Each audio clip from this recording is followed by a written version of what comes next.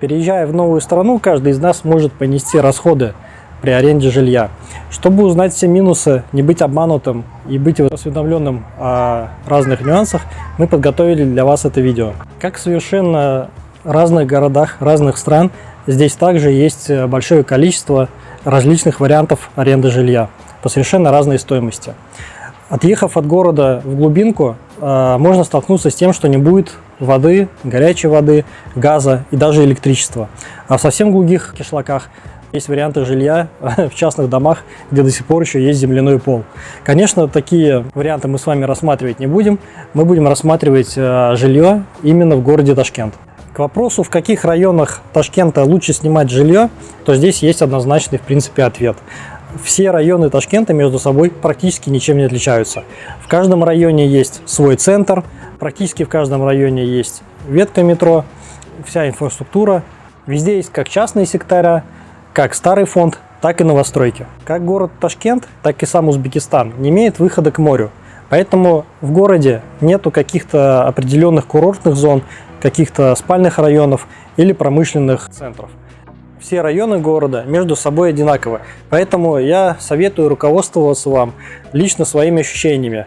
Искать жилье, может быть, ближе к месту работы или просто в каком-то уголке, который вам приглянулся, где вам больше понравилось. Как такового центра города прямо самого нету, потому что центр города – это сопряжение 5 районов своими уголками. В самих районах смотрите, чтобы рядом с вами были магазины и необходимая вам инфраструктура. А если вам не нравится пение муадзина, то старайтесь искать жилье чуть-чуть подальше от мечетей. Конечно, они здесь не такие шумные, как в Турции или Дагестане, поэтому есть достаточно тихие уголки города. Система аренды жилья в Узбекистане сделана не очень удобно, она как-то сложилась по своей логике. И совсем недавно появились сайты, аналоги Авито, это Олкс.уз и Уюзбор.уз. На них размещены объявления по аренде жилья. Но и с ними тоже есть подводные камни. Углубимся немножко в историю. Раньше, когда не было интернет-сайтов и, в принципе, даже не было риэлторов, их работу выполняли парикмахеры, центровые люди в махалле и даже старики во дворах. Раньше вся информация стекалась именно в эти источники. Сейчас тоже можно арендовать жилье через махаллю или через какого-то старичка во дворе, но все-таки лучше пользоваться услугами риэлторов. Тем более они пользуются интернетом, пользуются сайтами OLX и uusbor.uz. Через них найти жилье гораздо проще. Но работает это чуть-чуть не так, как работает в других странах. Сейчас объясню как. Зайдя на сайт и выбрав подходящее вам жилье, во-первых, вы не сможете найти точный адрес этого жилья. Он не будет указан. Он указан только районом или какой-то областью примерно, где эта квартира находится. Посмотрев фотографии квартиры, которая вам понравилась, и связавшись с арендодателем, в 99% случаях вы наткнетесь на риэлтора. И пообщавшись с риэлтором, вы поймете, что та квартира, фотографии которой выставлены на сайте, ее нету. Это как бы типовая квартира для заманивания клиента. То есть вам будут предложены схожие квартиры в том районе, где вы хотите. То есть риэлтор вам начнет предлагать варианты. Прямо вот так снять квартиру по точному адресу и по тем фотографиям, которые есть, у вас не получится. Объясняется это не ленью риэлторов, а условиями сайта. Ведь размещение объявления бесплатно, а удаление объявления с сайта уже платно. И чтобы каждый раз не платить, риэлторы размещают некое титульное объявление, по которому уже заманивают себе клиентов. Оплата работы риэлтора стоит 50% от стоимости первого месяца. Есть, конечно, исключения. Это если вы нашли квартиру либо напрямую у арендодателя, либо через махаллю, там, скорее всего, возьмут 20%. Также при аренде жилья принято брать предоплату наперед за 2 или даже за 4 месяца. Кстати, снять вот так квартиру с наскока у вас не получится, потому что рынок сейчас насыщен и предложений меньше, чем спроса. Поэтому хозяева квартиры внимательно выбирают того, кому они сдают жилье. И здесь могут быть у вас преимущества или какие-то недостатки. Давайте рассмотрим, что может вам помочь, а что может вам помешать. Преимуществом будет, если вы европейцы. Узбеки не очень любят сдавать жилье узбекам, как бы анекдотично это ни звучало. Вторым преимуществом будет, это если вы молодая семейная пара. При этом у вас обязательно должно быть свидетельство о регистрации брака на руках. Если у вас этого свидетельства нет, то это преимущество превращается в ваш недостаток. Еще одним существенным преимуществом будет ваше официальное трудоустройство здесь, в Узбекистане. Если рассматривать конкретно наш случай аренды жилья, то у нас были все эти 3 преимущества, поэтому мы достаточно легко нашли жилье. Плюсом сыграл тот фактор, что я работаю в крупной полугосударственной организации на хорошей должности. Да, наш арендодатель попросил трудовой договор, чтобы в этом убедиться. Сильным ограничением послужит тот факт, если вы одинокий неженатый мужчина. Это сильно ограничит круг выбора жилья, либо же арендодатели будут накидывать дополнительную стоимость. Соответственно, она для вас будет увеличена. Конкретно по нашему опыту, по наличию животных при аренде жилья, мы заметили, что, в принципе, узбекам все равно, есть ли у тебя какие-то животные или нет. И везде, где мы снимали жилье, с этим проблем не было. Когда мы предупреждали хозяев заранее, что с нами кот, они как-то не интересовались этим, как будто игнорировали эту информацию. Но чуть позже мы с вами поговорим с ребятами, риэлторами, и они по этому поводу имеют диаметрально противоположную точку зрения и расскажут свою позицию. Поскольку они все-таки местные и с этими проблемами сталкиваются гораздо больше, то предлагаю опираться на их точку зрения. Здесь принято оставлять залог. Конкретно в нашем случае хозяева вообще залог не попросили. Но обычно это где-то от 50 до 100% от стоимости оплаты одного месяца. Еще одним действенным способом снять жилье это будет обращение к риэлторам на рынках. На каждом рынке есть маленький уголок, где находятся риэлторы. И в отличие от интернет-сайтов, они вам будут показывать как раз-таки актуальные фотографии квартир. Потому что у них нету такого, чтобы они что-то размещали на сайтах, снимали. То есть у них действительно те квартиры, которые есть, и адрес они вам скажут точно. Поэтому таким способом, в принципе, можно пользоваться. Но по моему опыту обращения на рынок у меня не получилось снять жилье, потому что всегда какие-то факторы не сходились. Дело в том, что мы хотели снять жилье заранее, не день в день, а нам нужно было жилье снять на следующий месяц. Я договаривался с этими риэлторами на рынках, чтобы они подыскивали заранее, либо с хозяином договаривались, что мы заедем со следующего месяца, либо ближе к концу месяца начинали искать, присылать нам варианты. И, в принципе, они ничего не делали. Здесь все привыкли снимать жилье день в день, прямо вот в обращение, ну, как бы там в ближайшие дни, то есть прямо по факту. Здесь так привыкли, что жилье сдается и снимается день в день. То есть в тот день, когда ты обратился, тебе подбирают варианты, ты приезжаешь, смотришь квартиру, и она сдается. И действительно, часто жилье так и сдается в один день. Плюс еще есть такой фактор, южный народ, он немножко ленивый, и они не привыкли работать, они просто хотят деньги получать. Итак, поискав в интернете, придя на рынок, пообщавшись с риэлторами на рынке, я все-таки нашел одно агентство, сотрудник которого мне хорошо помог и действительно отлично отработал и нашел нормальное жилье. И чуть позже в этом видео мы возьмем у него интервью и получим интересный подробный рассказ о рынке и ситуации здесь в настоящее время. Итак, продолжим. Любое жилье здесь сдается официально с подписанием договора с двух сторон. Конечно, могут быть исключения, если это ваши хорошие знакомые, и вы им как бы платите, и это никуда не идет. Тогда да. Но в основном, в 99% случаях, это подписание договора. И подписывается он именно в электронном виде. И тут вам нужно позаботиться о том, чтобы у вас заранее была электронная подпись. Как это сделать, я вам рассказывал в другом видео. Но учитывайте, что на это может уйти 2 дня, и желательно быть готовым заранее. Договор аренды оформляется через сайт e-Ижора. Это аналог российских госуслуг. Если ваш арендодатель обладает навыками, то все, что вам останется, это просто зайти на сайт и подтвердить своей подписью подписание договора. Если ваш арендодатель не умеет пользоваться интернетом или у него не было такого опыта оформления договора через сайт e-Ижора, то вам лучше обратиться в ближайшее налоговое отделение, где оператор поможет вам составить договор. Самое главное, чтобы был арендодатель, были вы, у вас и у него была на флешке электронная подпись, либо ее можно иметь в Телеграме, чтобы переслать оператору. И желательно наличие все-таки вашего риэлтора, который помогает вам оформить эту сделку. Конкретно в нашем случае хозяева забыли закрыть договор с предыдущим арендатором, так как он съехал раньше. Бывает такое, что человек может составить договор на год, оплатить там на 3 месяца, на полгода, по какой-то причине съехать, и по этому адресу договор оказывается еще действенным. Мне пришлось связаться с предыдущим арендатором, никто не говорил по-английски, поэтому пришлось узнать и получить от него через Telegram его ключ. Мы передали его ключ оператору, закрыли договор и открыли новый договор. Такая ситуация, возможно, может быть у вас, но маловероятно, но на всякий случай учтите это. Договора здесь принято составлять на минимальную сумму. Это сделано для того, чтобы платить как можно меньше процент налога государства с этой суммы. Налог большой, 20%, поэтому это здесь нормально, на это, в принципе, внимание можно не обращать. Теперь остается еще один маленький нюанс. Вам нужна временная регистрация, и получить вы ее можете в ближайшем паспортном столе. Для этого вам нужно вместе с хозяином поехать в паспортный стол и оформить ее. На полгода эта услуга стоит где-то $10, и максимальный срок получения временной регистрации – это полгода. Кстати, хозяин по закону не имеет права отказать вам в регистрации, потому что у вас есть официальный договор. Кстати, если у вас мало времени, то регистрацию за вас может оформить и сам хозяин. Ваше личное присутствие в паспортном столе не обязательно. Вы можете только лишь передать ему свой паспорт, и если он пойдет вам навстречу, то он это сделает за вас самостоятельно. Некоторые хозяева могут пользоваться вашим незнанием закона и брать дополнительные деньги за оформление вам регистрации. Будьте внимательны, это неправомерно. Таким образом, например, на моей работе один коллега местный, он сдавал жилье приезжим и брал за это $100 в месяц, за то, чтобы они были зарегистрированы по его адресу. Хотя это неправомерно. Хозяин не имеет права брать с вас деньги, он обязан обеспечить вам регистрацию бесплатно. Платится только пошлина государства. Еще маленький нюанс – аренде жилья в Узбекистане. Здесь, как правило, хозяева идут навстречу, если вам в квартире чего-то не хватает, то они это приобретают за свой счет. Здесь так принято. Есть еще варианты проживания в отелях квартирного типа. Кстати, первые 2 месяца своей жизни здесь, в Ташкенте, я именно прожил в таком отеле. Как правило, проживание это обойдется вам в 2 раза дешевле, чем аренда целой квартиры.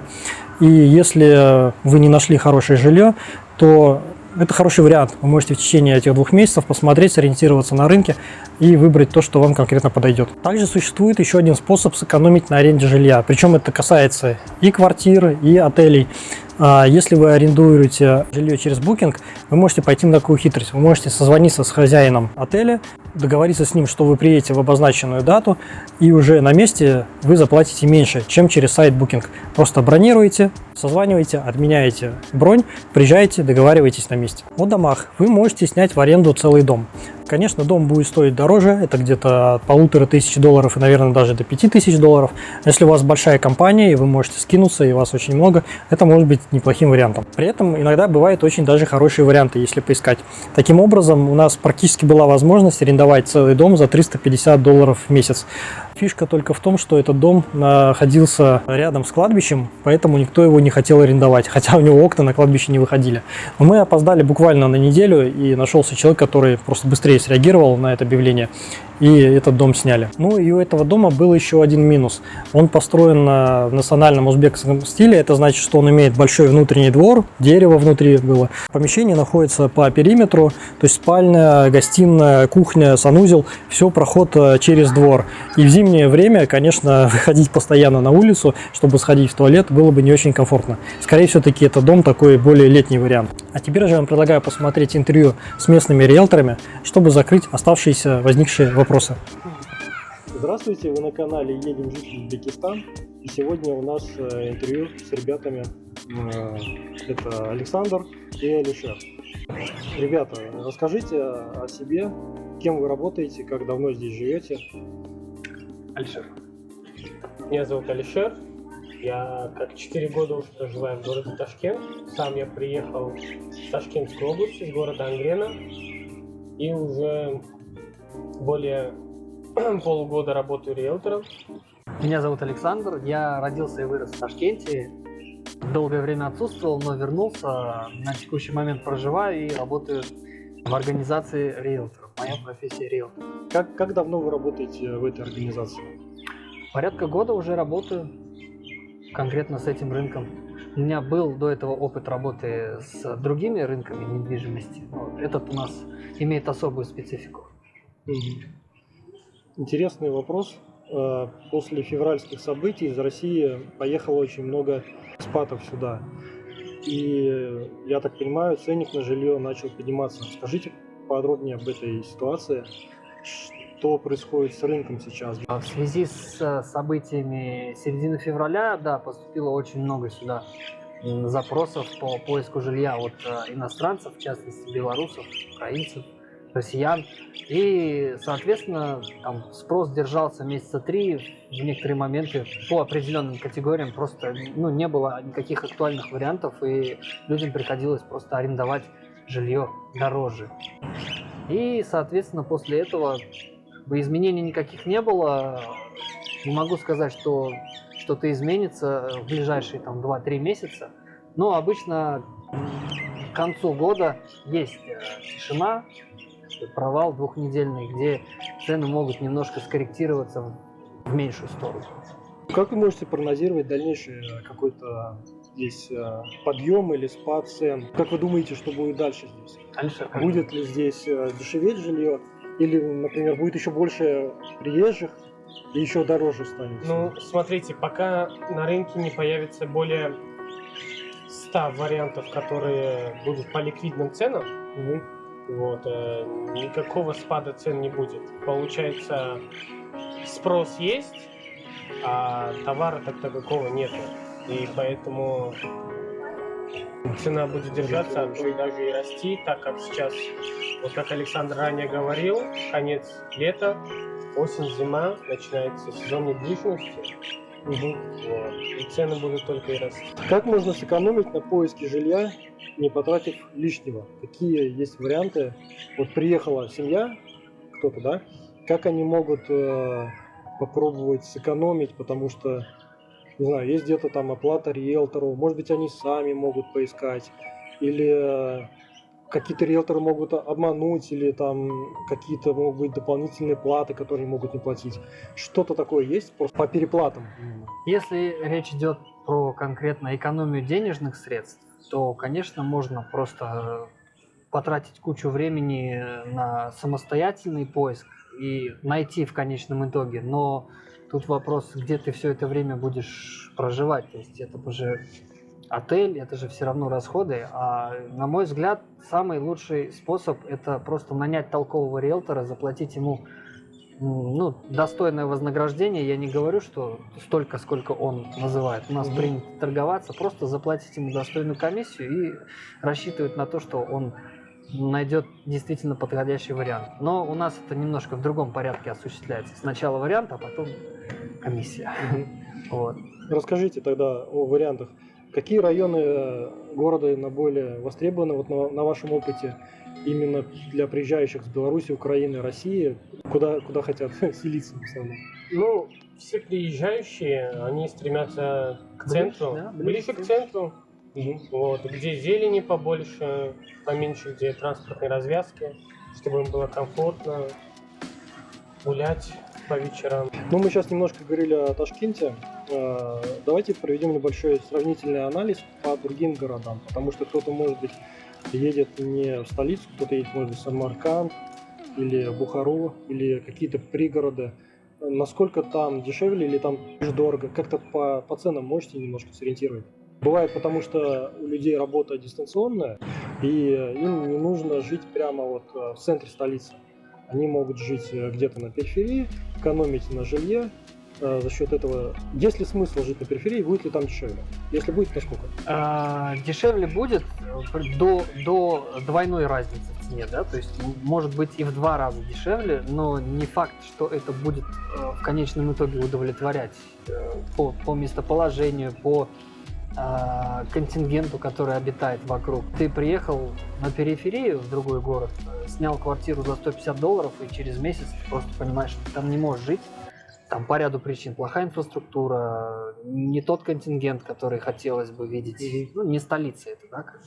Поэтому лучше всего подыскать по такому же бюджету, просто в черте города. Много вариантов есть касаемо жилья. Периферии дешевле, определенно дешевле, но разница колоссальная.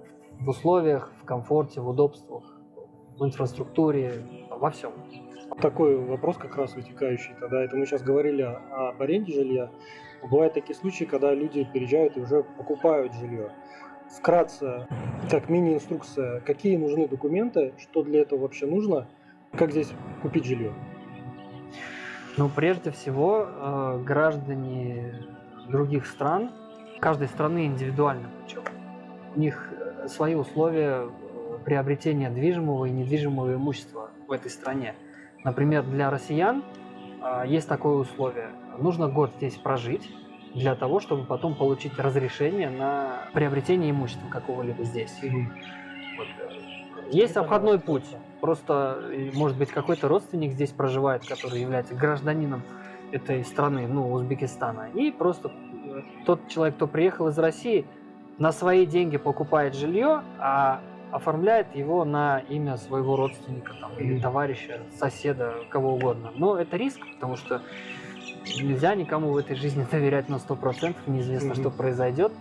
Вот, поэтому в любом случае придется какое-то время здесь прожить без собственного имущества и только потом об этом задумываться. Нет, иностранцам разрешено, вы можете сразу же взять и на вторичку у вас нет доступа, на новостройку есть. Да, новостройки правильно Приобрести говорите, сразу да. же новостройку, да, Правильно никаких говорите. проблем не будет.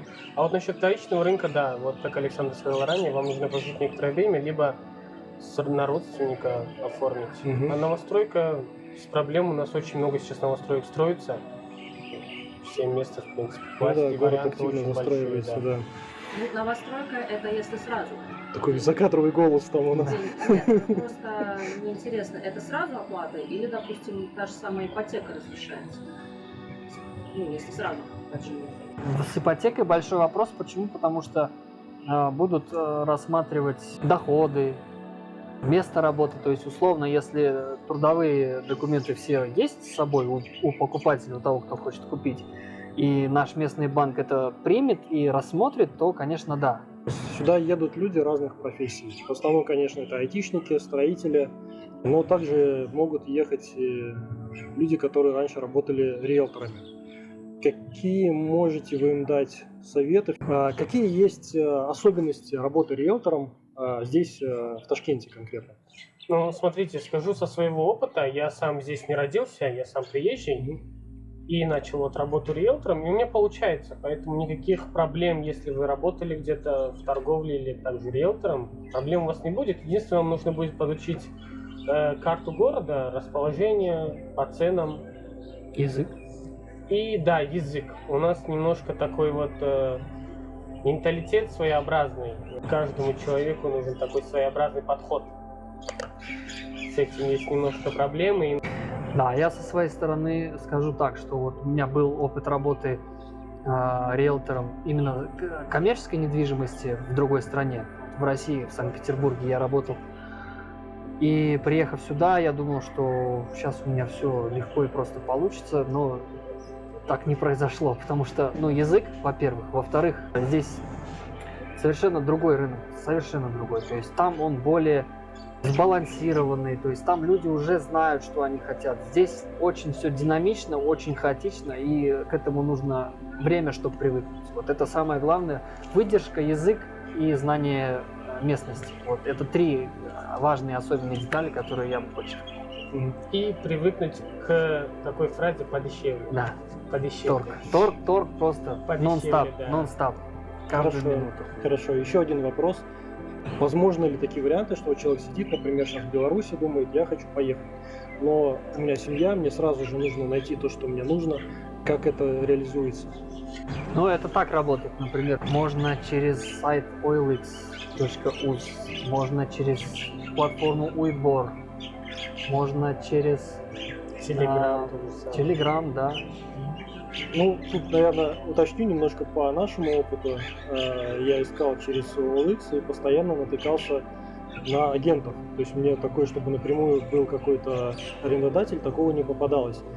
И самое интересное, что есть риск, что ты перечислишь человеку деньги, ты же не знаешь, а действительно там есть эта квартира. Мне кажется, в этом плане самое все-таки безопасное – это какие-то проверенные агентства. То есть, условно, если человек находится в данный момент в другой стране и обращается к нам с помощью найти ему квартиру, естественно, мы все необходимое предпримем, чтобы ему помочь без каких-либо предоплат и комиссий. Комиссия только по факту реального предложения, да, чтобы оно его удовлетворило. Как это происходит? Человек просто называет дату, когда он приезжает, сколько людей будет проживать, бюджет и локацию, и все. К этому моменту мы должны быть готовы, когда он прилетает, чтобы максимум 2-3 дня на отель, если у него есть такая возможность. И все. В течение 2-3 дней по его приезду он уже находится в своей квартире. У нас такой тоже практика бывало. Есть еще такой вопрос. Могут ли как-то риэлторы обманывать? Я могу, кстати, рассказать свой случай, как нас пытались обмануть одни риэлторы. Думаю, вы, наверное, такую возможность знаете, да? И хочу узнать, есть ли еще какие-то способы, чтобы предостеречь ребят, чтобы они уже на нашем опыте, да, посмотрев это видео, понимали, что можно ожидать. Была такая интересная ситуация. То есть я созвонился с одним риэлтором через сайт Олкс, также договорились о встрече на квартире, я приехал на место, и мне дают на руки договор. То, что ты подпиши договор об оказании услуг на поиск жилья. И вне зависимости от того, найдем мы тебе жилье или нет, да, то есть это стороннее агентство сказал, извините, ребята. Вот, они говорят, вне зависимости найдем или нет, вот если мы найдем, то ты нам заплатишь как бы определенную сумму, там было $400. Если не найдем, ты нам это ничего не должен. Я внимательно прочитал договор, и там черным по белому было написано, что я в любом случае оплачиваю эти $400, вне зависимости от результата. Я им говорю, смотрите, здесь же есть 10-й пункт, где написано, что я вам должен буду в любом случае деньги. Они говорят, нет, ты не так это понял, читай договор в целом, и в целом ты поймешь, что это не так. Минут 5 они меня, парили, то что давай подписывай. Я, конечно, подписывать отказался. Ну и квартира, которую они мне показывали, мне тоже не понравилась, поэтому мы с ними разошлись.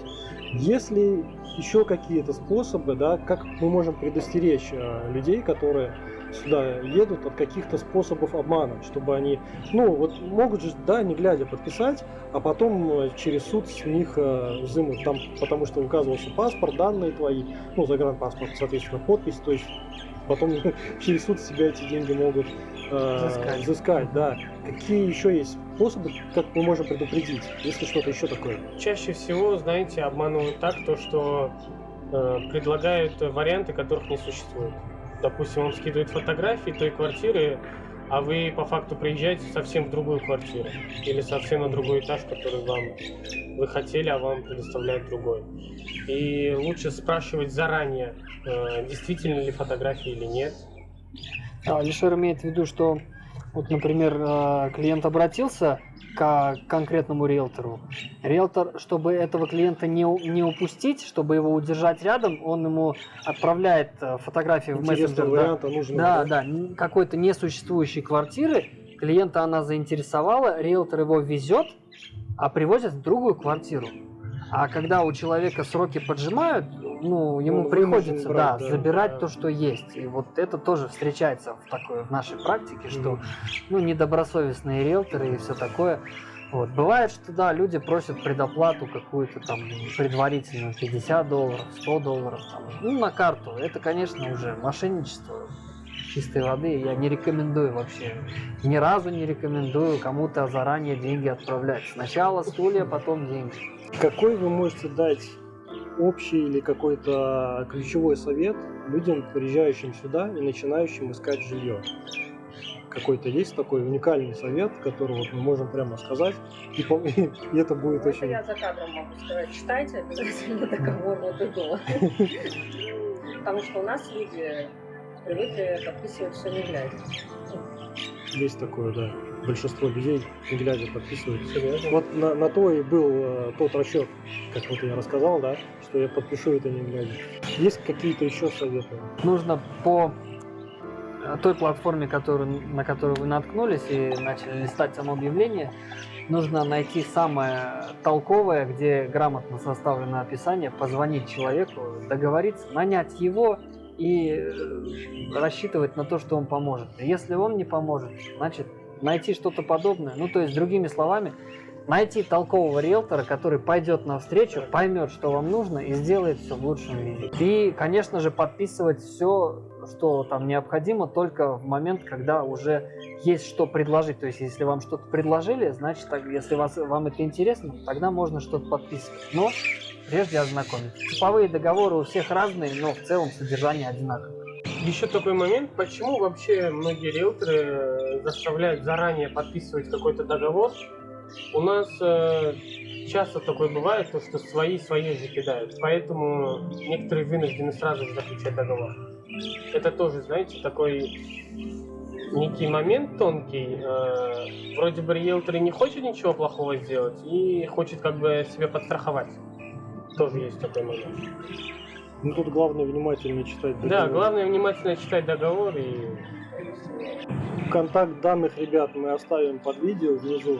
И действительно мы здесь столкнулись при поиске жилья с некими проблемами, да, вот там пытались нас обмануть, и на сайтах Олкс очень часто объявления, которые размещены, они размещаются риэлторами. И я, как заметил, это, наверное, в 90% случаев. То есть ты напрямую, как мне показалось, жилье не снимешь, и самый простой способ это оказался найти хороших риэлторов. Я заходил на рынок, в зону риэлторов, там, да, там вообще каши не сваришь. Я хочу сказать, что там это просто потерянное время. Поэтому, если кто-то действительно нуждается в качественном поиске жилья, то вот контакты ребят вы можете взять внизу. Алишер у нас уже проверенный человек, потому что через него мы нашли себе жилье. Еще один вопрос. Какие запросы у арендодателей к съемщикам? Ну, у нас в этом плане все очень просто и легко. Как бы, как это называется, стереотипы и предрассудки, и человек всегда говорит: мне только семью, только семью, и чтоб ЗАГС был, и без детей. Да. Без детей. Молодая семья. Да. Ну, там все зависит от размеров квартиры. То есть, если квартира, например, однокомнатная, то человек может просто вот упереться для одного проживающего или для одного иностранца. Ну, вот так как-то, да? В основном, я извиняюсь, европейцы, кто собственники, европейцы в основном так делают. Вот я сколько наблюдал, тоже в основном европейцы такой заход делают. Они очень как-то предвзято относятся даже к узбекам. И им лучше там, я не знаю, какого-нибудь иностранца или вот так же вот европейца туда заселить, чем узбек. В общей массе, вот если просмотреть все объявления на платформе, в 80% случаев в описании будет указано: только для семьи, желательно без маленьких детей. Вот так. А к животным как относится? Ну, кот, собака. Неодобрительно. Неодобрительно? Да, абсолютно. Ну, Очень то есть странно. с животными проблематично найти квартиру в аренду. Ну, вот на практике, сколько я встречал, мне не удавалось, вот честно. Я даже, имея какие-то переговорные навыки, мне не удавалось договариваться с собственниками о том, что девушка с кошкой будет жить, или там собачка какая-то там декоративная. Просто нет, и все. И даже отказываются дальше общаться. Очень странно, потому что у меня сложилась, наоборот, диаметрально противоположная точка зрения. Мы сюда приехали с котом, и везде, где я бы искал жилье, снимал и предупреждал хозяев, что у нас есть кот, то с их стороны, есть и есть. Нам все равно, с котом вы или без кота. То есть я понял, что это вообще не принципиально здесь. Удивительно. И да, я так подумал, такие все у нас, добрые. например, хозяин любит кошек. Ну, это опять-таки, наверное, от хозяина зависит.